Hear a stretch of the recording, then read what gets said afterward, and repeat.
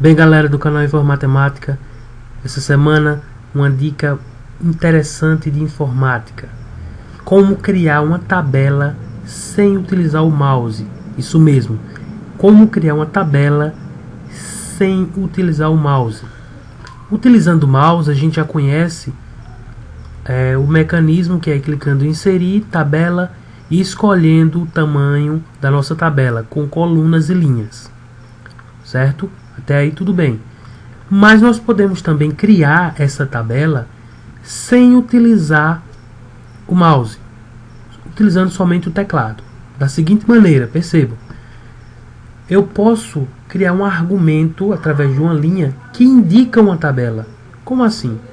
O nosso argumento para criar uma tabela é usar o sinal de mais e o sinal de menos para intercalar as colunas, ou seja, para dividir as colunas.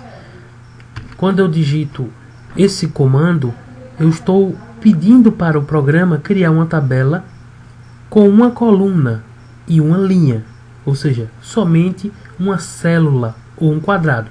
Se eu quiser criar mais colunas, digito o sinal de menos e o sinal de mais para fechar a minha coluna. Agora eu tenho uma tabela com uma linha e duas colunas. E assim eu repito, eu vou fazer uma com 5 colunas. Sinal de menos, mais, menos.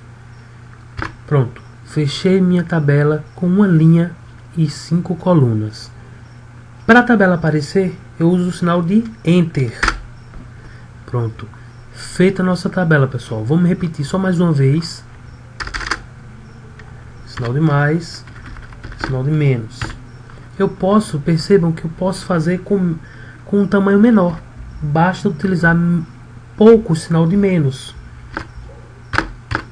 Veja. Quando eu usar Enter, aparece uma tabela com 5 colunas também, mas com um tamanho menor.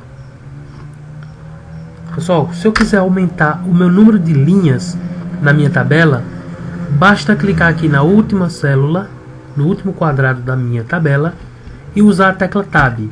À medida que eu vou usando o Tab, quando o cursor chega no final da última linha, uso o Tab, ele vai aumentando o número de linhas, assim sucessivamente, até chegar na quantidade de linhas que eu quero. Bem, pessoal, essa foi a nossa dica de criação de tabela. Percebam que nós não iremos inserir conteúdo nenhum na tabela. Essa dica serve apenas para você manusear o teclado na criação de tabela ao invés do mouse. É uma dica interessante, porque quando você está criando sua tabela, às vezes você quer aumentar uma linha e não sabe como fazer sem usar o teclado. Isso facilita bastante o trabalho do dia a dia. Então essa foi a nossa dica dessa semana.